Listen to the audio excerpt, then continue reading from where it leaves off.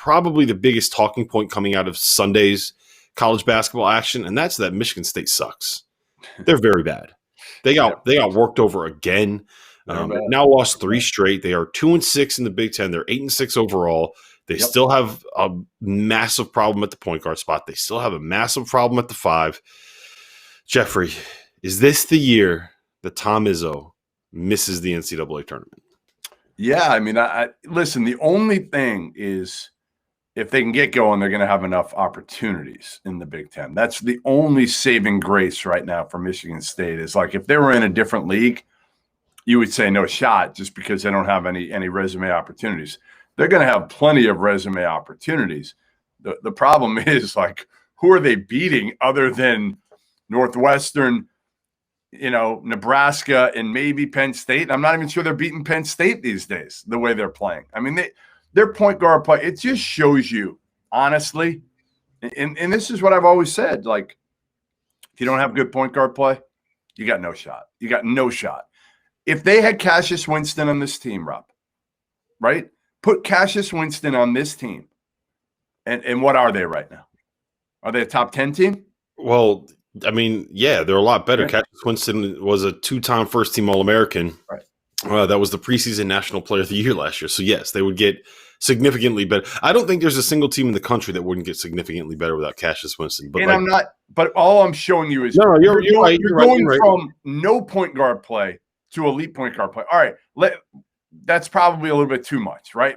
Don't even have to go to Cassius Winston. Go to Kalen Lucas instead of Cassius Winston. And I still say they are a top 10-ish team. Like, their point guard play is so lacking right now. I mean, they just don't have anybody who can make a play.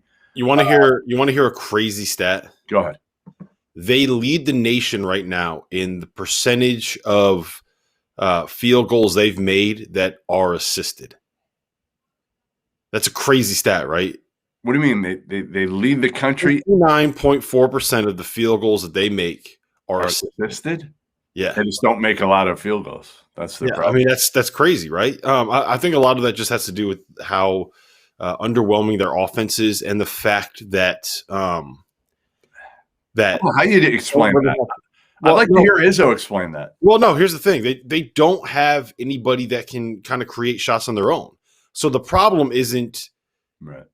So the answer to that question is basically the first thing that you said. Like, they're not making a lot of field goals because they don't really have guys that can create in isolation. They have guys that are going to need someone to set it up for them. But since they don't really have anybody that can set up those shots, that's why they're scoring like 54 points against Purdue and 37 points against Rutgers. Like, you can have a high percentage of your field goals can be assisted, but if you're only making like 20 shots a game, 15 shots a game, like that's you're not having a lot. How crazy is it? Remember when they beat Duke at Duke? We thought this was like, a big win at the time.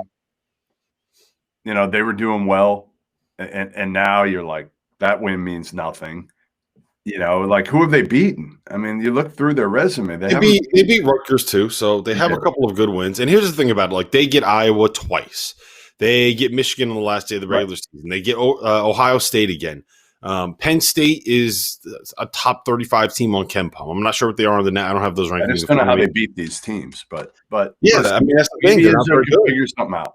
They're not very good. Like, that's the problem. Like, they don't have great point guard play. They don't have great center play. Their wings are guys that, like, we talk about this over and over and over again. Like, Aaron Henry's probably at his best if he can be like your secondary playmaker, secondary ball handler, kind of like the glue guy that makes it all fit.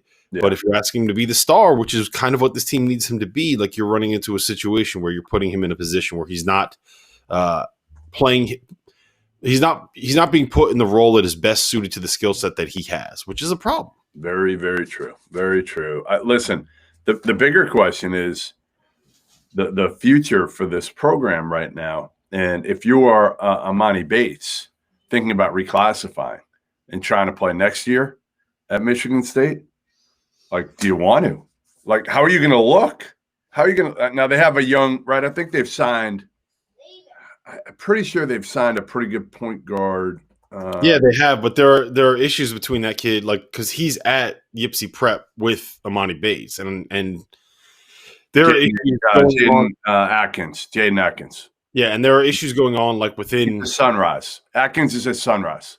Then there's another commit that's with Amani. Then I don't care about that. I care about a point guard right now more than. Well, what I was going to say is there's issues going on within that situation that we can talk about when we're not public on a live stream. All right.